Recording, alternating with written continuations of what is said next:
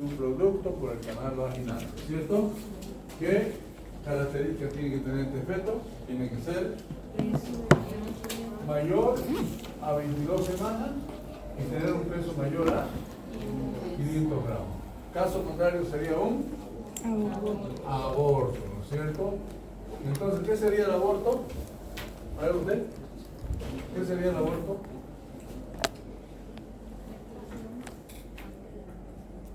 La expulsión de un producto por el canal vaginal con una edad gestacional menor a 22 semanas y con un peso menor a 500 gramos, ¿no? Es tan claro, ¿no es cierto? Después hemos hablado, cuando hablamos de parto, hablamos según la edad gestacional y hablamos de parto inmaduro. Hemos dicho que el parto inmaduro es aquel que nace después de las 22 semanas hasta las semanas 27 y 6 días. El parto inmaduro entonces es aquel producto que nace entre las 22 semanas y 27 semanas y 6 días, ¿cierto?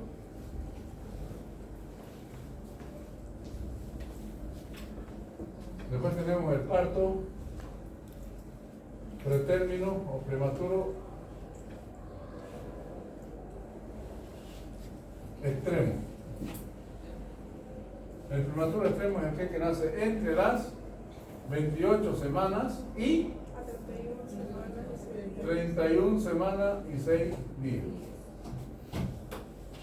Tenemos el prematuro moderado, es el que nace entre las 32 semanas y 33 semanas y 6 días.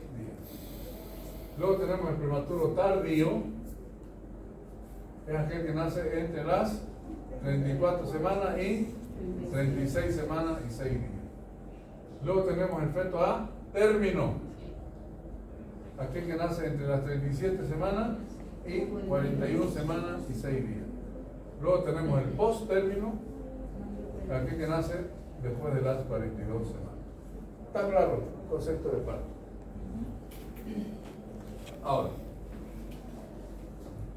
Ahora vamos a hablar de trabajo de parto.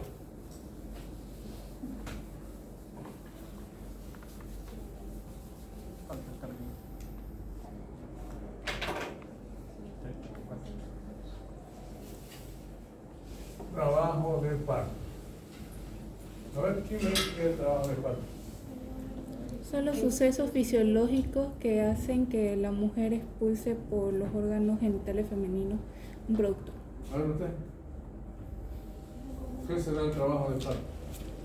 Un conjunto de procesos mecánicos, fisiológicos, que tienen la finalidad de la expulsión.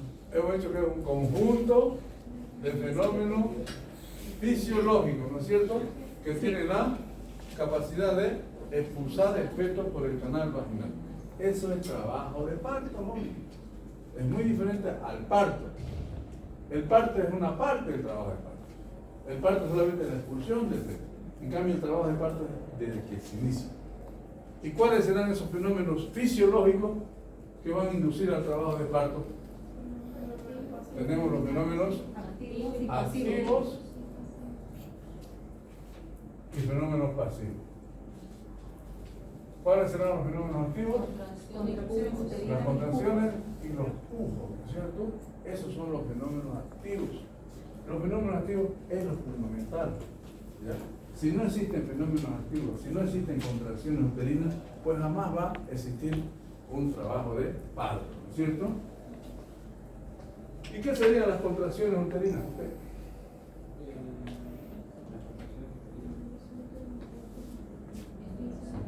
A ver, ¿qué me dice? No es más que un endurecimiento de la musculatura uterina, ¿no es cierto? Del miometrio del cuerpo uterino. Nada más. ¿Y qué serán los pujos?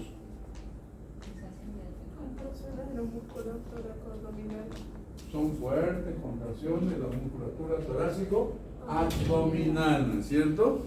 Esos son los pujos. Y ahora, ¿cuántos tipos de contracciones hemos dicho que tenemos?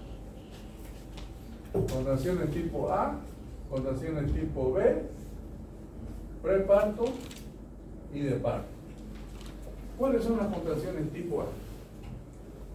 Esas contracciones tipo A son contracciones indoloras, que no lo percibe ni la mamá, ni la mujer embarazada, ni el médico que examina a la mujer embarazada.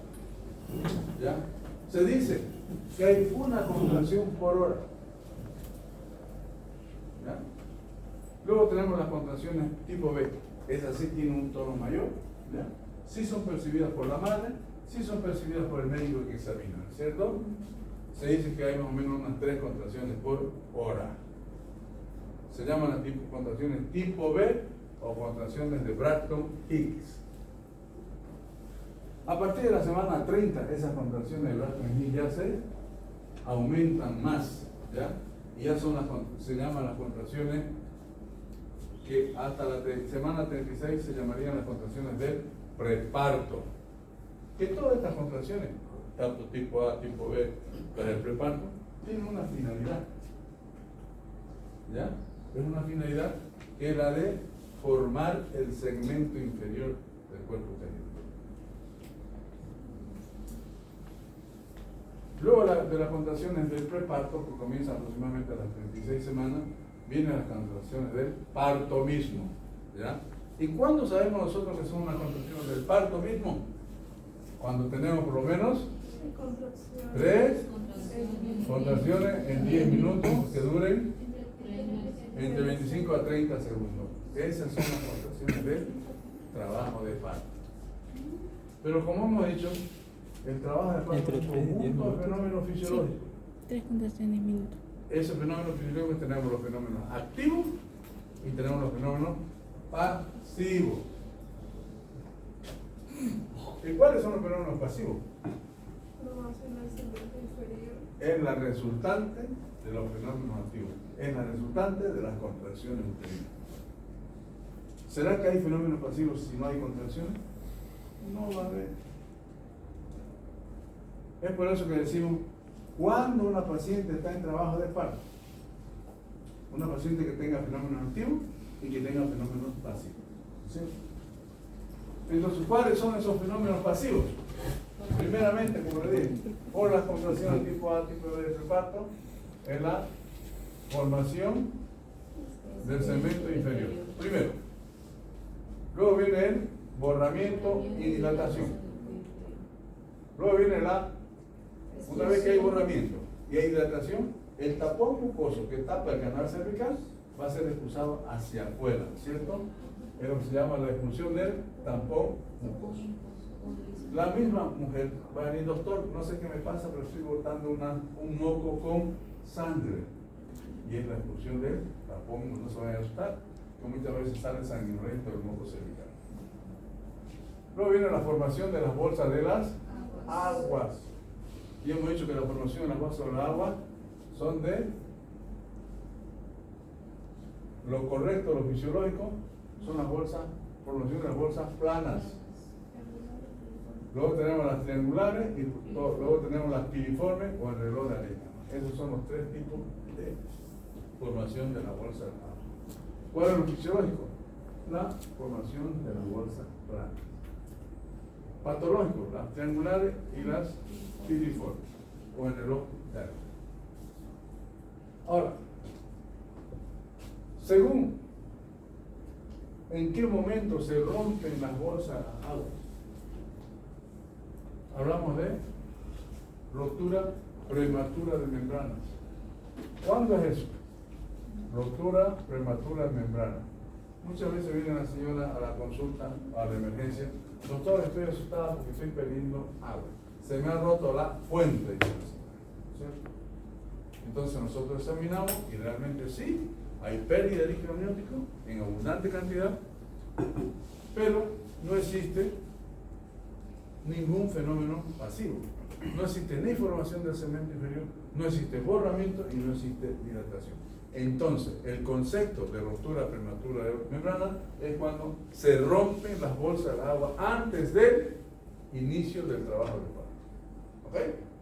Eso es ruptura prematura. No por la edad gestacional, sino porque el momento en que se rompen las bolsas de agua. Luego tenemos la ruptura precoz. La ruptura precoz de la membrana es cuando se rompen las bolsas de agua, cuando la paciente está en el periodo del trabajo de parto, cuando está en el periodo de dilatación, o sea, está con dilatación, está con contracciones y está con dilatación. Esa es la rotura torácica. En ese momento sería la rotura precoz de la membrana. Luego tenemos la rotura oportuna. Se dice que es una rotura oportuna de las membranas cuando la bolsa de las aguas se rompe, cuando la dilatación del cuello uterino está completa. ¿Qué quiere decir? Con 10 centímetros de dilatación, decimos que es una rotura oportuna de las bolsas de las.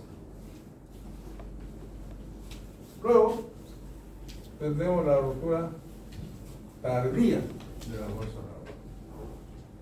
Esto es cuando la bolsa de las aguas se rompe en el periodo expulsivo, cuando la presentación está en el cuarto periodo del mecanismo del parto, en el desprendimiento, cuando la cabecita está saliendo hacia afuera, una vez que sale la que sale con la bolsa de las aguas por delante, y en ese momento se rompen las bolsas de las aguas. Es lo que se denomina rotura tardía de membrana. Ahora puede ser que nosotros a los 4 o 5 centímetros rompamos la bolsa de agua para saber tal vez la característica del líquido, o un parto que está estancado, que no dilata y queremos mejorar nosotros la dilatación, rompemos la bolsa de agua. Eso se denomina rotura artificial de membrana, que es provocada por el mismo médico o persona que está controlando ese trabajo de parto. Bien, entonces otro fenómeno pasivo después de la formación de la bolsa de agua es la preparación del canal del parto o ampliación, como quieran llamarlo. ¿Qué quiere decir? Que este canal del parto, que está formado por el... ¿Quiénes forman el canal del parto? El estrecho superior, el estrecho medio y el estrecho inferior forman el canal del parto. Entonces, ese canal del parto se está preparando ¿para qué? Para el descenso de la presentación que pase por ahí.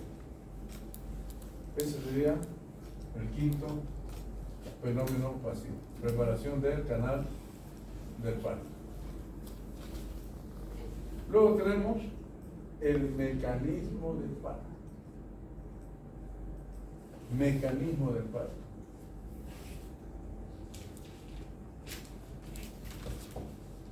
Este mecanismo del parto son 6 pasos del mecanismo del parto. Estamos hablando de una presentación cefálica, modalidad de vértice. ¿Cuál es el punto, la actitud de la presentación cefálica, modalidad de vértice? La actitud.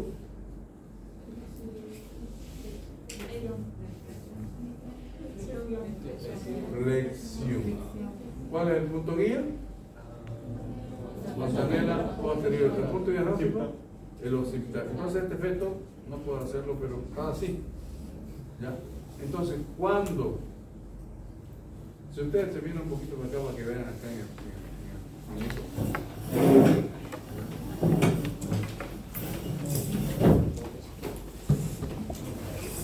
vamos a suponer que este está en la actitud de ¿cierto? Entonces, cuando ya hay una dilatación de 6 a 7 centímetros, ¿ya? Cuando ya se está ampliando el canal del parto, va a comenzar el mecanismo del parto. Y el mecanismo del parto va a comenzar primeramente cuando la presentación, el primer mecanismo del parto es la acomodación de la presentación al estrecho superior de la parte. Bueno, se va a acomodar, pero lógico, en flexión, ¿ya? Luego va a haber, por los productos de las contracciones, va a haber un descenso y encajamiento. Este va a bajar más y se va a encajar. ¿Por qué sabemos que está encajado? Nosotros vamos a hacer la cuarta maniobra de Leopold y vamos a ver que está la presentación encajada. El tercer mecanismo del parto, ¿ya? Hay una rotación interna. Rotación interna, rota así, miren. Ahí. ¿Ya? Rota así. Rotación interna y desciende más y se acomoda en el estrecho inferior de la pelvis materna. Ese es el tercer mecanismo del parto. El cuarto mecanismo del parto es el desprendimiento. ¿Qué es el desprendimiento que le he dicho? Es la salida o el descenso de la... ¿Qué quiere decir el desprendimiento? Ya va ahí. Y nosotros sabemos, vemos el desprendimiento porque lo vemos. Vemos los pelitos del feto. Ese es el cuarto mecanismo del parto. Y el desprendimiento tiene dos modalidades, de hecho. Una occipito púbica y otra occipito sacro. ¿Y cómo sabemos qué modalidad es? En el momento que la cabecita, una vez que se desprende, y la cabecita, vamos a suponer que va a salir, sale. ¿Ya? Y si el feto sale mirando hacia abajo, quiere decir que el desprendimiento es tipo occipito púbico. Pero si el fetito sale mirando hacia arriba, quiere decir que el desprendimiento es tipo occipito sacro. ¿Ya? El 98.5 es occipito púbico y el 1.5 es occipito sacro. Una vez que ya se desprendió la cabeza, salió la cabecita, ocurre la rotación externa, o se llama restitución. El feto gira sobre su propio eje. Si estaba aquí, entonces el feto va a hacer esto y va a quedar así. Y en ese momento va a ocurrir el quinto mecanismo del parto, que es el encajamiento de los hombros al estrecho superior de la pelvis materna. Aquí ya interviene el médico. Hemos dicho que el médico lo que tiene que revisar es la protección del perineo, ¿no es cierto? Y una vez que sale la cabecita, ¿qué hacemos? Ayudamos a la paciente, colocamos nuestras manos en ambos parietales y bajamos a la presentación hacia abajo hasta que se desprenda el hombro anterior. Una vez sale el hombro anterior, hacemos esto y se desprende el hombro posterior y el resto del cuerpo sale. El resto del cuerpo sale y ahí va a terminar el segundo mecanismo, el segundo periodo del parto. Listo. Esto quería ver que vean ustedes cómo es el mecanismo del parto. Esto es una presentación cefálica, movilidad de vértices, ¿no es cierto? Que es lo más fisiológico. El 98%, 99% de los partos son en presentación cefálica, movilidad de vértices. El resto son distóxicos, digamos, que generalmente terminan en un parto cesárea. ¿Por qué? Porque nunca logran encajar. Nunca encajan y nunca descienden. Pueden dilatar, pero no encajan ni descienden. Se recuerda cuando vimos el partograma, ¿no es cierto? Que había pacientes que dilataban, pero no descendían, no encajaban. Bien, entonces este es el sexto fenómeno pasivo, que es el mecanismo del parto. Y el séptimo fenómeno pasivo son los fenómenos plásticos. ¿Qué entienden por fenómenos plásticos?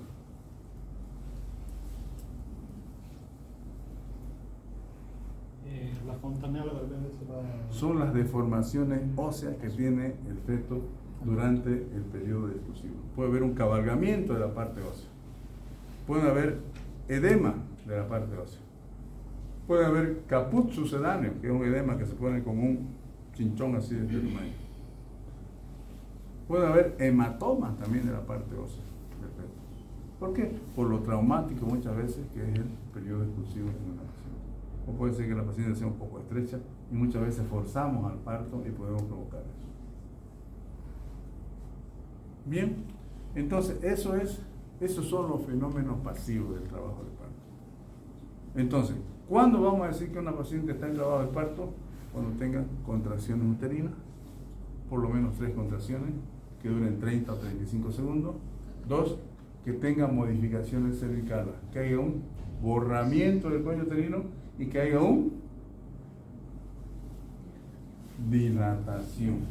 Si vemos que una paciente tiene borramiento, tiene dilatación y tiene contracciones uterinas, entonces vamos a decir que esa paciente está en, y este que hace que no entra, que está en trabajo de parto, ¿no? Por ejemplo, les pongo un ejemplo. Paciente de 28 años que tiene una edad gestacional de 27 semanas. La paciente tiene 4 contracciones en 10 minutos, que duran 35 segundos cada contracción. Tiene un borramiento del 80% y tiene una dilatación de 7 centímetros. ¿Cuál va a ser el diagnóstico de esa paciente? Ese estado de ¿Ya? ¿Y por la edad gestacional? un trabajo de parto inmaduro. Tiene que tomar en cuenta, así le voy a preguntar yo, según la edad gestacional y en qué condiciones está. Pero si una paciente de esa misma edad gestacional, 27 semanas, que tiene 2 contracciones en 10 minutos, cada contracción dura 20 segundos, al tacto vaginal no existen modificaciones cervicales, no hay borramiento, no hay dilatación, el cuello se encuentra posterior, ¿cuál va a ser nuestro diagnóstico? Una paciente que probablemente esté con las contracciones de Braxton-Hicks, ¿no es cierto? Porque ¿existe el fenómeno pasivo? ¿Activo? Sí, existen 2, pero no existe el fenómeno pasivo. Por lo tanto, esa paciente no está en trabajo de parto. Lo que yo quiero que ustedes aprendan es que ¿cuándo van a decir sí está en trabajo de parto? Tiene que haber fenómenos activos y tiene que haber fenómenos pasivos. ¿Está cierto? Bien. Sigamos. Vayan. Trabajo de parto tiene 3 periodos. El primer periodo es el de borramiento y dilatación. Primero, Gracias. borramiento y dilatación. El segundo periodo es el de expulsión del feto y el tercero es el alumbramiento. Entonces, decimos cuando una paciente ya está en trabajo de parto, que ya hay borramiento, ya hay dilatación, hay contracción uterina, vamos a decir que esa paciente está en trabajo de parto, ¿cierto? Entonces vamos a hablar del primer periodo del trabajo de parto, que es el de borramiento y dilatación. Y hemos dicho que este primer periodo de trabajo de parto tiene fases.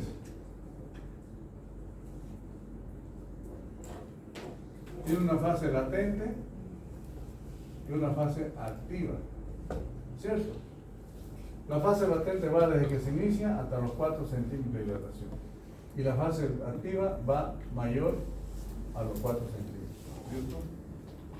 Esto es lo que ocurre en el primer periodo de trabajo de parto y es un periodo muy importante en el control del trabajo de parto, porque es aquí donde nosotros tenemos que sentarnos con la paciente para controlar el trabajo de parto de esta señora. Decimos que si una paciente está entre 2 y 3 centímetros, se encuentra en una fase latente del trabajo de parto, ¿cierto? Y una vez que llega a los 4 centímetros, va a entrar a la fase activa del trabajo de parto. ¿Y por qué es importante esto? Porque hemos dicho que a partir de los 4 centímetros, a partir de que se inicie la fase activa del trabajo de parto, vamos a aperturar el partograma, que ya lo hemos visto, ¿cierto? Que lo aperturamos a partir de los 4 centímetros de dilatación, en el cual anotamos la filiación de la señora, anotamos la frecuencia cardíaca fetal, que hemos dicho que lo vamos a examinar cada 30 minutos, anotamos primero está el encajamiento, ¿no es cierto?, de la presentación, está en un primer plano, segundo plano, tercer plano. Luego notamos la dilatación. La dilatación, que teóricamente la vamos a controlar cada hora. Luego tenemos la dinámica uterina, las contracciones uterinas, que vamos a controlar igualmente cada 30 minutos, ¿no es cierto? Y tenemos un cuadro donde hay 5 contracciones, ¿no es cierto?, que es lo máximo que podemos tener. 6 contracciones ya es patológico en 10 minutos. Y cuando hablamos de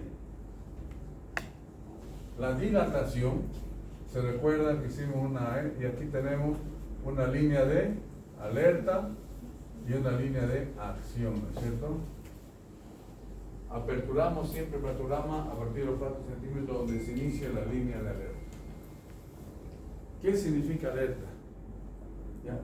Todo lo que está sobre la línea o por encima de la línea significa que está yendo muy bien. Pero si nos vamos hacia por abajo, por el lado derecho, hacia la línea de acción, es que algo está pasando en ese trabajo de parto. Por eso que les dije que 4 horas después, si llegamos a la línea de acción, tenemos que actuar, tenemos que reevaluar a esa paciente. Puede ser que haya una distosia de las contracciones, puede ser que el feto sea muy grande, no desciende, y vamos a ver qué conducta vamos a tomar. Podemos comer una conducta, un parto cesárea, o podemos hacer una conducción del trabajo de parto cuando hay una distocia de las contracciones uterinas. Bien, una vez que ha terminado el rompimiento de dilatación, vamos a ver los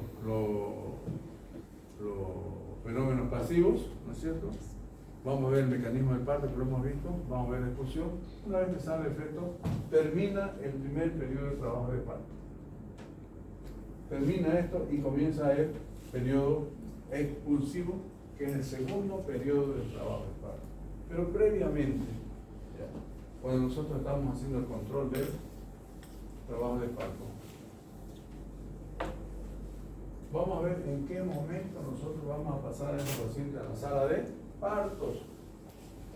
Acuérdense que en los hospitales públicos que tenemos una sala de dilatación y tenemos una sala de parto. En clínicas privadas, en otros centros hospitalarios, la misma cama sirve para control de trabajo de parto y la misma cama sirve para la atención del parto, que son camas bien modernas que se convierten en un momento. Nosotros tenemos que ver en qué momento vamos a pasar a esa paciente a la sala de parto.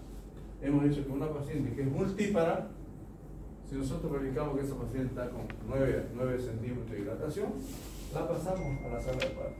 Porque puede ser con una contracción fuerte y eso salga, ¿ya? Y el feto nazca en la camilla o se caiga, como ya sucedió muchas veces. Cuando es una primigesta, nosotros siempre cuando está la dilatación completa recién la pasamos a la sala de parto. ¿Ya? ¿Y qué características tiene que tener la sala de parto? El ambiente, ¿no es cierto? Tiene que ser un lugar limpio, estéril, ¿ya? No digamos estéril de todo, pero limpio. La temperatura. Tiene que haber una temperatura de 26, 27 grados centígrados. No tiene que ser calor, no tiene que ser fría. Porque cuando nace el feto en un ambiente frío, de un ambiente calentito a un ambiente frío, puede tener complicaciones, ¿ya? Ese feto. Entonces, una vez que colocamos a la paciente en la sala de parto, primero tenemos que ver la parte de la bioseguridad, tanto para la paciente como para el médico que va a atender el parto, ¿cierto? El médico que va a atender el parto tiene que lavarse las manos, colocarse un avental, colocarse gorro, barbijo, óculos, guantes estériles. Y en la paciente primero lo que hacemos nosotros es una limpieza, un lavado con agua jabonosa por toda la región perineal hasta el ombligo. Gotearnos con algunas gotitas de líquido amniótico, puede estar infectado, puede tener un proceso viral, por eso tenemos que protegernos siempre con gafas o lentes de seguridad. Es lo ideal. Y ya le dije que el médico, ¿qué es lo que tiene que hacer en atención del parto? Principal, la protección del periné. Con una compresa vamos a proteger este periné y con otra mano vamos a proteger el occipucio para ver que ese desprendimiento no sea muy brusco. O sea, el occipucio va a estar, la paciente va a estar así, vamos a proteger este occipucio para que el desprendimiento sea lento y no sea de un solo saque brusco, que ocurre. Hay una contracción fuerte y sale volando, pero al salir volando destroza todo el canal vaginal. Y ocurren los desgarros del canal vaginal, ocurren los desgarros del cuello uterino. Entonces, esa es la función principal del médico obstetra, de la persona que va a atender el parto. Y luego, ¿ya? Una vez que ha protegido el periné, ya ayudamos a la salida del hombro anterior y luego a la salida del hombro posterior. Muy bien, ahí va a terminar el segundo periodo del trabajo de parto, que es el periodo expulsivo. Y va a dar lugar al inicio del tercer periodo del trabajo de parto, que es el alumbramiento. Y hemos dicho que el alumbramiento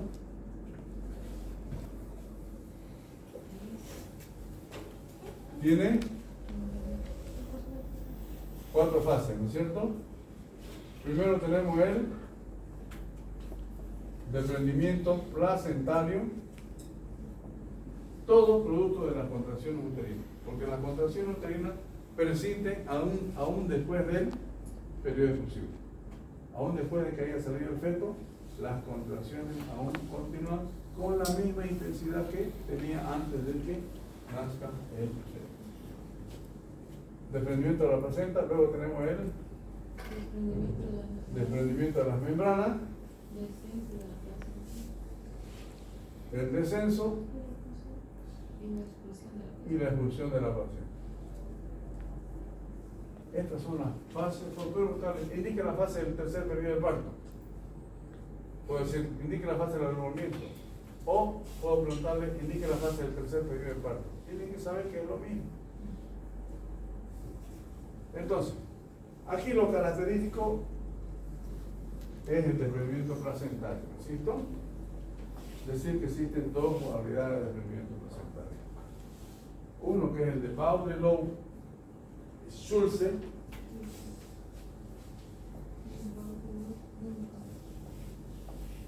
y otro que es el de Baudelow-Duncan. ¿En qué consiste cada uno de estos tipos de desprendimiento? El primero, el Schulze, que es el más común. El desprendimiento ocurre a nivel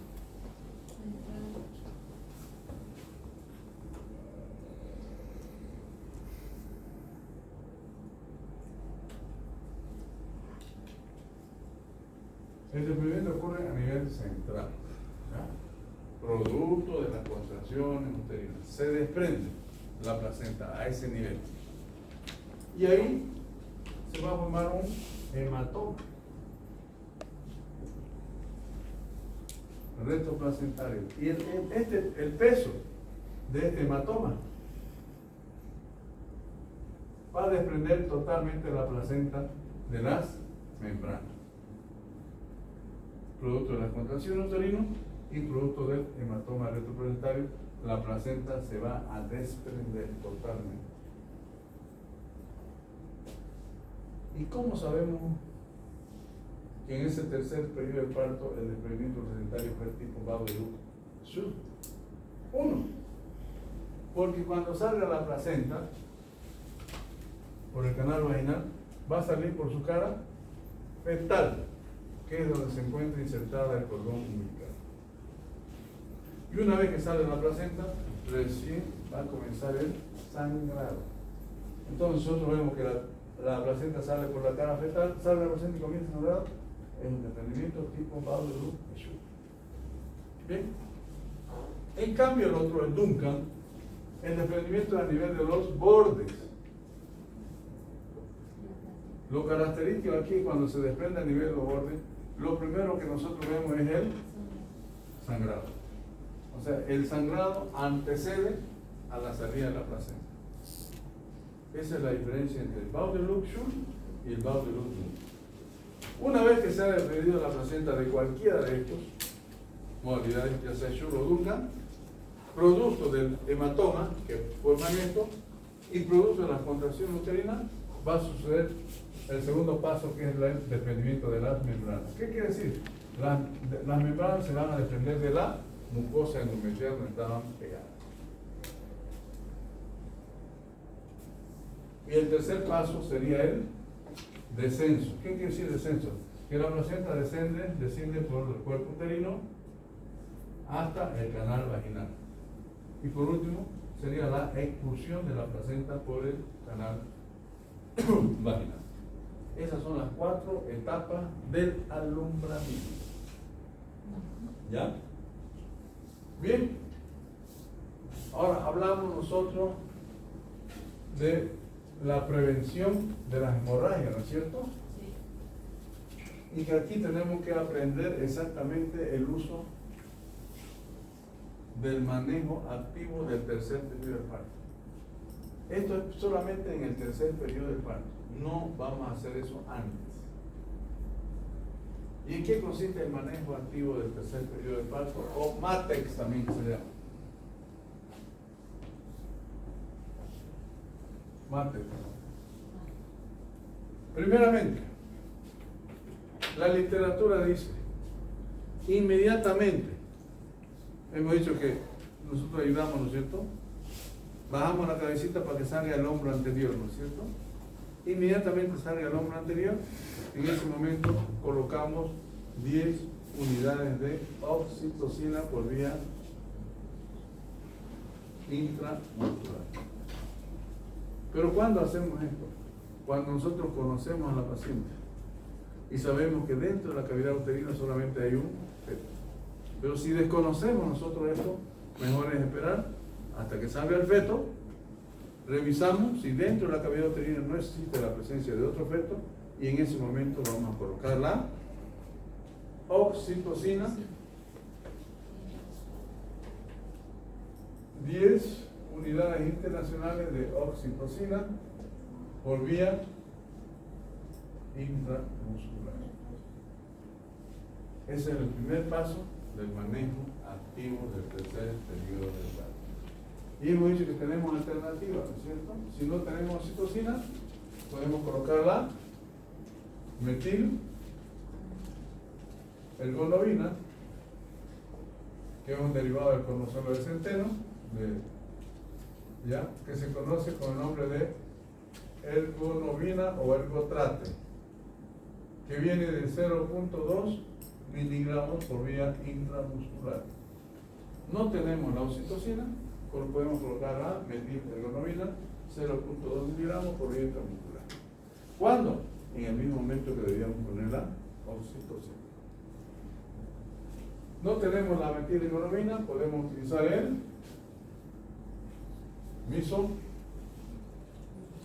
misoprostol, que es el nombre genérico, y su nombre comercial viene con miso, viene con citotec, un montón de nombres,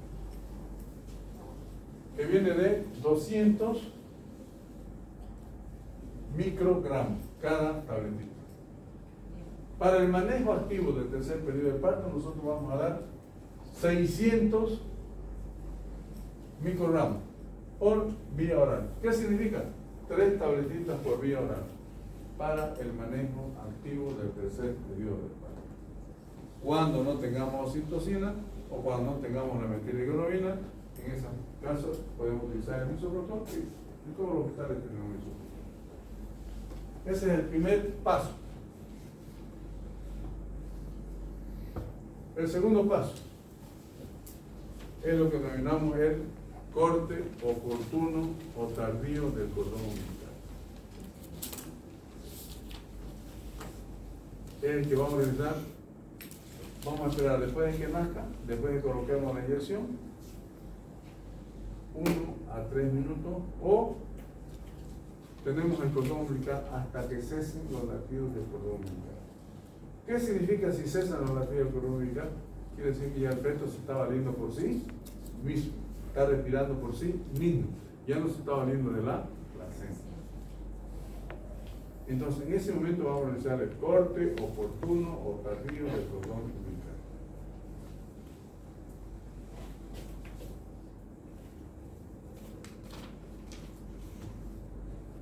O tardío del cordón umbilical. Ya hemos dicho, ¿no? Esperamos de 1 a 3 minutos, palpamos el cordón umbilical y vemos que no late y nosotros vamos a hacer el corte del cordón umbilical.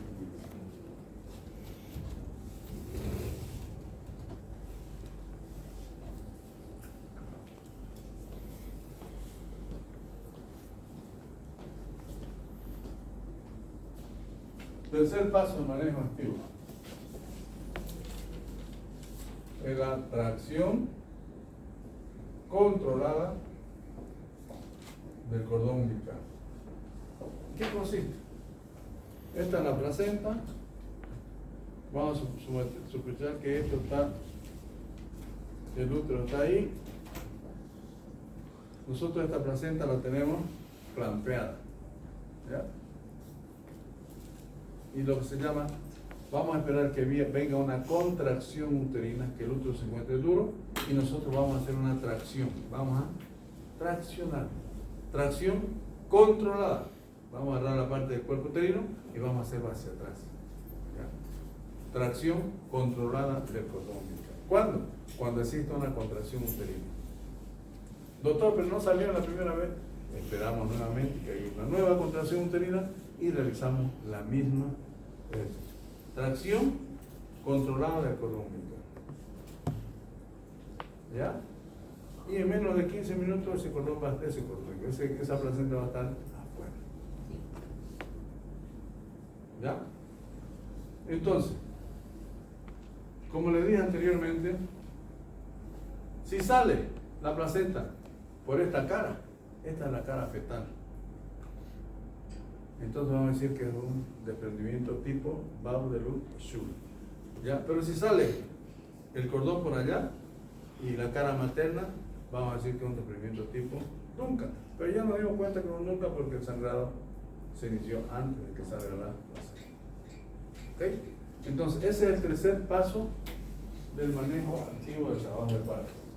Tracción controlada del cordón umbilical. Y por último tenemos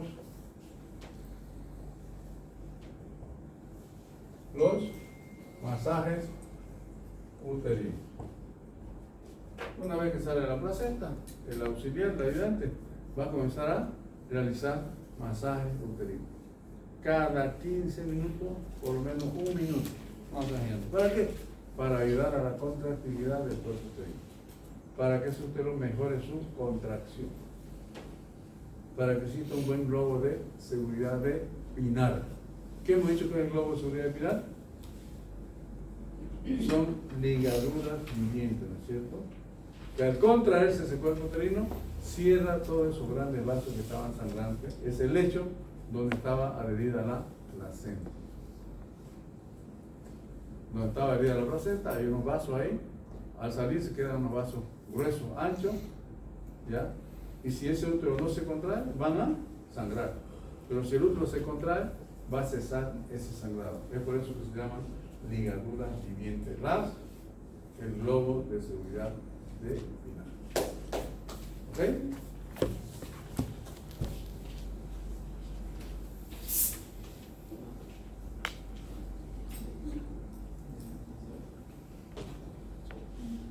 Ahora, ¿qué es lo que nosotros esperamos después de que salga la placenta?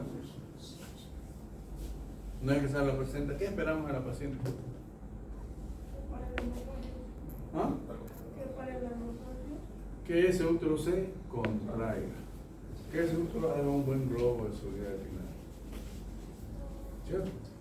Y nosotros las 2 primeras horas del puerperio inmediato vamos a controlar eso, que ese útero esté bien contraído, que el sangrado sea dentro de los parámetros normales, que los signos vitales de la paciente estén normales, ¿ya?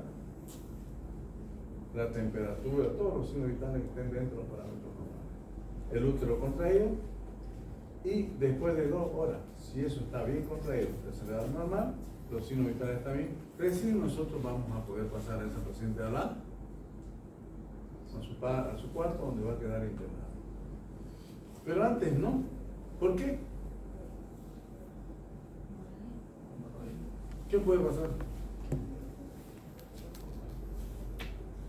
Puede ser que ese útero se relaje y comience con una hemorragia pompal.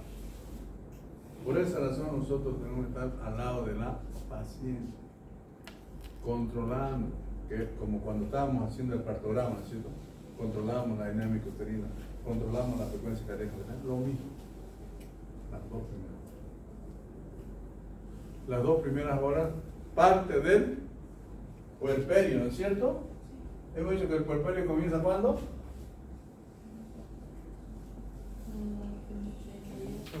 El puerperio comienza inmediatamente, sale la placenta. ¿Ya?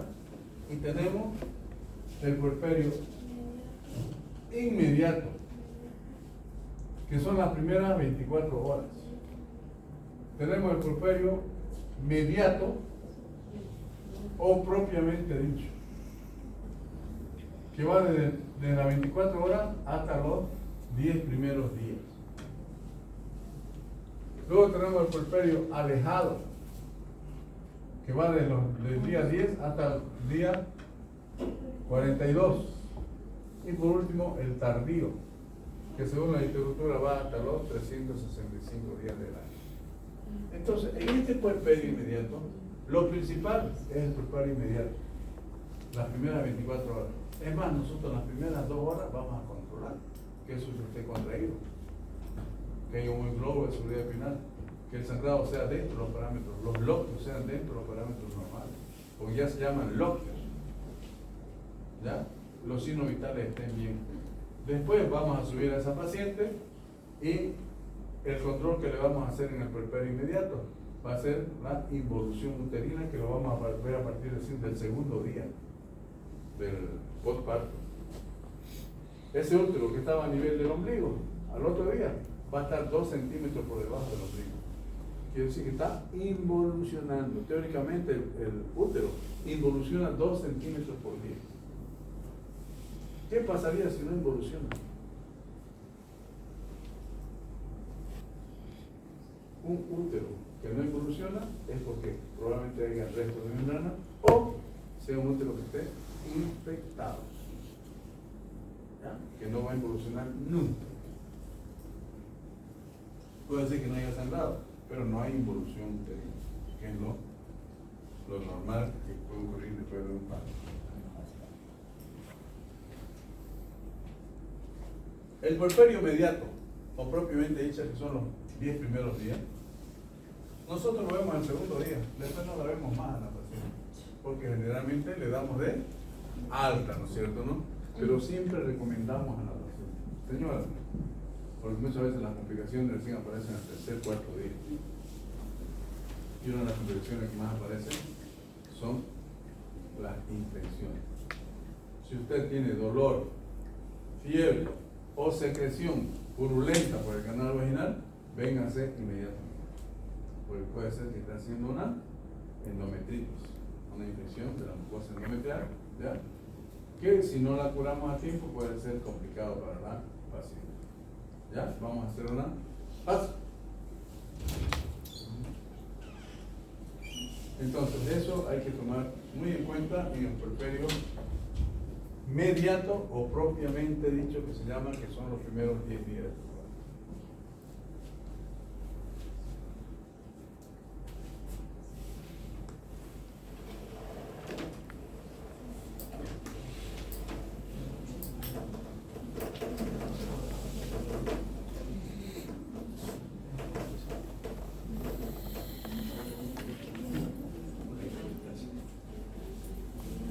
Luego, el puerperio alejado, o los 40, antiguamente se hablaba que el puerperio terminaba a los 42 días después del parto, y ya la mujer volvía a menstruar, todas esas cosas, ¿no?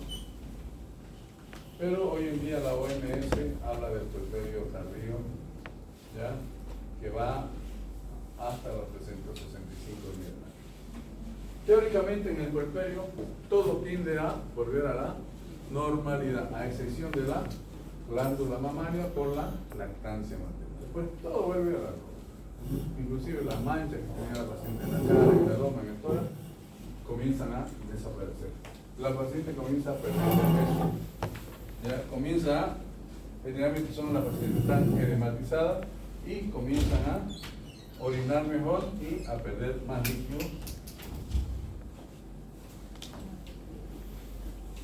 Y se dice que una mujer después del parto, ¿cuánto baja una mujer en un parto? La mujer baja aproximadamente entre 5 y 6 kilos inmediatamente. ¿Por qué? ¿Cuánto pesa un feto? 3 kilos y medio. ¿Cuánto pesa el líquido amniótico? Tenemos unos 500 ml, ya son 4 kilos. ¿Cuánto pesa la placenta? Unos 500 gramos, son 4 y medio. El cuerpo uterino, que medía pesaba 70 gramos, llega a pesar casi 1 kilo. Entonces son más o menos unos 5 kilos que la paciente pierde inmediatamente después del parto. Y aparte del líquido que pierde, porque están edematizadas, están hinchadas, como se dice vulgarmente, ¿ya? Y se dice que quedan con un sobrepeso de aproximadamente entre 4 a 6 kilos. Eso es lo que dice la teoría, pero en la práctica se ve que no es tan así, ¿ya? Porque las mujeres quedan siempre gorditas con 10, 12 kilos de más después del parto. Bien, eso en cuanto a la normal. Le he dado un resumen de todo lo que hemos avanzado en 4 o 5 clásicos. Después vienen las complicaciones. Y hemos dicho que una de las principales complicaciones del parto son las hemorragias postparto, ¿no es cierto? Ya hemos dicho que toda paciente que sangre más de 500 ml en un parto normal y más de 1000 ml en un parto cesárea, se dice que podría tratarse de una hemorragia postparto. Pero ya les dije anteriormente que nosotros no podemos calcular la cantidad de sangre que pierde una paciente en un parto. Pero sí nos manejamos por los signos vitales que tiene la paciente.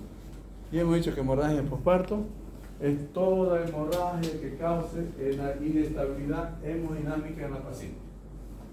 Causa hipotensión, causa taquicardia, causa taquipnea, causa hipotermia, ¿ya? Y causa palidez en la paciente. Si nosotros vemos a esa paciente que está con una frecuencia cardíaca de 100, arriba de 100, decimos que esta paciente está sangrando y es una hemorragia. Porque está la frecuencia cardíaca por arriba de 100, la presión arterial sistólica va a estar por debajo probablemente de 100. La paciente, la temperatura no va a estar dentro de los parámetros normales y la paciente va a tener dificultad para respirar, por lo tanto va a aumentar la frecuencia del flujo. Entonces, ese es el concepto de hemorragia del postparto. Inmediatamente nosotros salga el feto y salga la placenta, les dije que esperamos que el útero se contraiga y haga un buen globo de seguridad espinal y con eso estamos tranquilos. Pero ¿qué pasa? Si sale la placenta y se inicia el sangrado. Nosotros primero tenemos que ver cuál es la causa del sangrado. Mientras buscamos la causa, pedimos ayuda a un colega a que vea el ABC de la paciente, a una licenciada para que vea la parte de las vías, porque necesitamos vías gruesas. Probablemente tengamos que transfundir a esa paciente, tengamos que poner medicamentos a esa paciente. En eso nosotros buscamos cuál es la causa, pero siempre masajeando el cuerpo uterino. Ya le dije que la primera causa de hemorragia postparto es la atonía uterina. Uno dice el 70%, otros hablan del 80% de las causales de hemorragia postparto. Si nosotros vemos que ese útero está relajado, está por encima de la cicatriz umbilical, blanduzco, con seguridad se trata de una atonía uterina. Entonces ya les hablé de las famosas 4T, ¿no es cierto? Que son las causales de hemorragia postparto. La primera T es de tono, cuando hay una atonía. La segunda T es de trauma, cuando hay lesión del canal cérvico-vaginal. La tercera T es de tejidos, cuando hay restos de membrana posteriores placentarias. La otra T es de trombina, cuando existen trastornos de la coagulación. Entonces, nosotros tenemos que identificar inmediatamente cuál es la causa del sangrado. Si el útero está relajado, no se contrae, entonces ¿qué vamos a hacer lo primero? Vamos a decir a la enfermera que le ponga una vía, ¿ya? Mientras nosotros hacemos masaje uterino. Y a esa paciente le vamos a colocar una solución, un ringer, y le vamos a colocar 40 unidades de oxitocina. ¿Qué quiere decir? 4 ampollas de 10 unidades en el suelo. Y vamos a alargar a 60 gotas por minuto y vamos a ayudar con las manos, vamos a hacer masaje uterino. Generalmente, con ese tratamiento que hacemos, con las 40 unidades de oxitocina, ya, ese útero se contrae.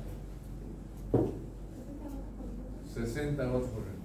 Termina ese suelo, inmediatamente nosotros, después de eso colocamos otro, pero ya no con 40 unidades, colocamos con 20 unidades y ya colocamos a 20 o 30 gotas por minuto, una dosis de mantenimiento, porque ese útero se nos puede relajar nuevamente. Bien, eso cuando se trata de una atonía uterina. Y como les dije, si no tenemos oxitocina, igualmente podemos utilizar otros medicamentos. Podemos utilizar igualmente la metil-ergonovina. ¿Ya? La metil-ergonovina la podemos utilizar igualmente 0.2 miligramos, pero podemos colocar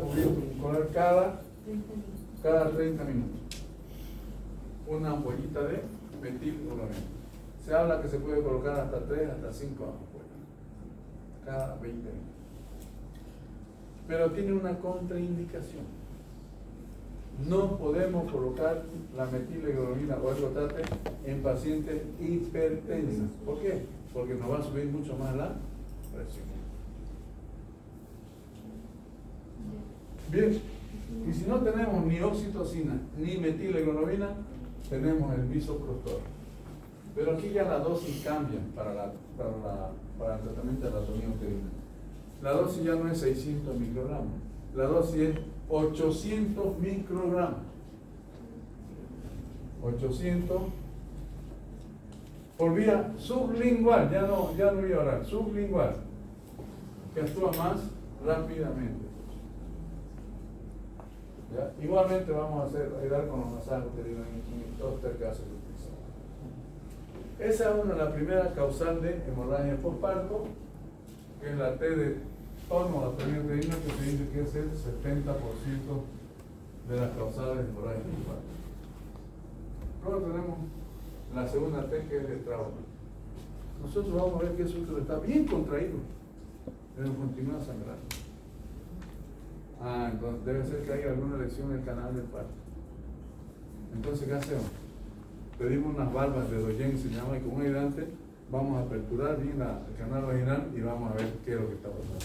Ubicamos el cuello uterino, generalmente hay desgarro de la comisura del cuello uterino y que está sangrando. O pueden haber desgarro del fondo de saco vaginal o desgarro a nivel de las paredes vaginales, probablemente por un desprendimiento brusco que puede haber tenido esa paciente. Entonces, si nosotros vemos que el sangrado es por un trauma, lo que tenemos que hacer inmediatamente es reparar esa zona cruenta que está sangrando. Si es el cuello uterino, suturamos esa lesión del cuello, o si es del fondo uterino, lo propio suturamos, o si es de los laterales, igualmente suturamos todo donde esté lesionado. Con eso vamos a parar la hemorragia postparto por un trauma del canal vaginal, que más o menos es el 20% de las hemorragias postparto. Ya les dije, cuando termina el alumbramiento, sale la placenta, nosotros tenemos que revisar la torta placentaria. Voy a mostrar esto.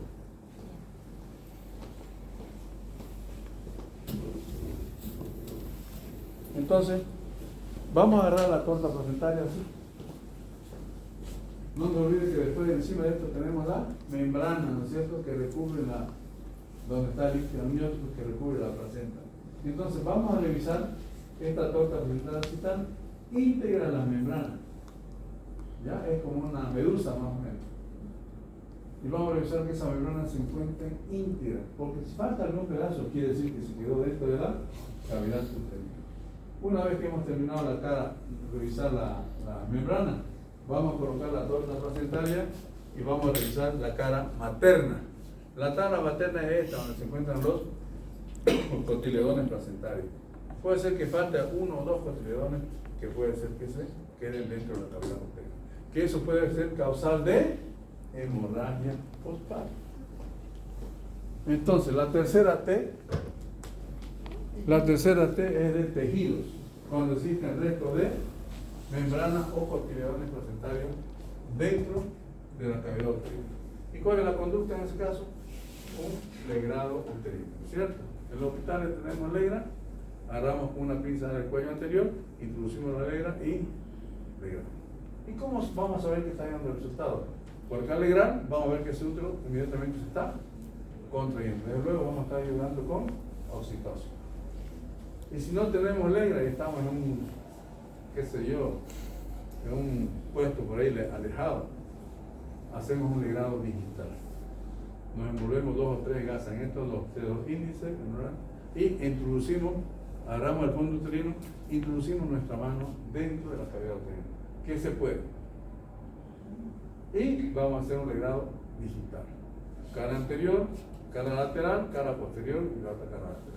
¿Y cómo vamos a saber que está el resultado? Porque el útero va a apretarnos la mano. ¿Qué quiere decir? Que está contrayendo.